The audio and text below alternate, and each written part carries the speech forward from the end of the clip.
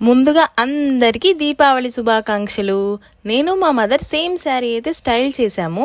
ఎలా ఉందో కామెంట్స్లో చెప్పండి. ఇక్కడ నేనైతే గులాబ్ జామ్ ప్రిపేర్ చేశాను. రౌండ్గా చాలా బాగా వచ్చాయి కదా. ఈ సేమియా పాయసం అండ్ పులిహోర మాత్రం మా మదర్ అయితే ప్రిపేర్ చేశారు. ప్రసాదాలు దేవుడికి పెట్టి పూజలో మేము మొన్న ధనత్రయోదశి రోజు కొన్న గోల్డ్ జ్యువెలరీ అయితే పెట్టి పూజ చేసుకున్నాము. ఇందుకీ ఆ గోల్డ్ జ్యువెలరీ ఏంటో తెలుసా? బ్యాంగిల్స్ అండ్ నల్లపూసల గొలుసు అయితే తీసుకున్నాము. ఈ రెండు మేము ముకుందా జ్యువెలర్స్ నుండి తీసుకున్నాం. మేము స్కీమ్లో తీసుకున్నామా, నార్మల్గా తీసుకున్నామా, వాటి వెయిట్ ఎంత కాస్ట్ అయింది అనేది నెక్స్ట్ వీడియోలో చూపిస్తాం. ఇక్కడ క్యాండిల్స్ అండ్ దీపాలు మా మమ్మీ వెలిగిస్తున్నారు. క్యాండిల్స్ వచ్చేసి లాస్ట్ ఇయర్ మేము డీమార్ట్లో తీసుకున్నాం.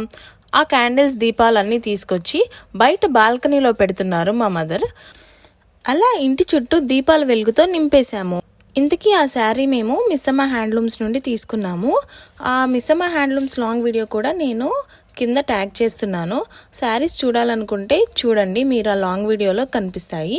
ఇలా దీపాలన్నీ పెట్టేశాక మా డాడీ తెచ్చిన క్రాకర్స్ అయితే బయటికి తీసుకొచ్చారు.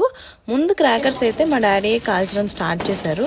ఆ తర్వాత మా మదర్, నేను, మా హస్బెండ్, మా బ్రదర్ అందరం కలిసి టపాసులు అయితే పేల్చాము.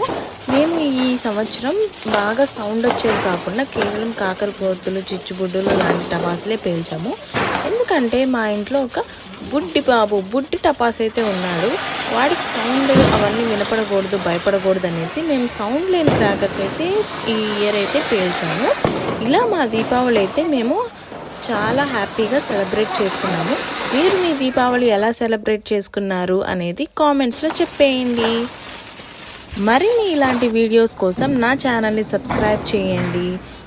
మళ్ళీ అందరికీ ఒకసారి దీపావళి శుభాకాంక్షలు. బాయ్.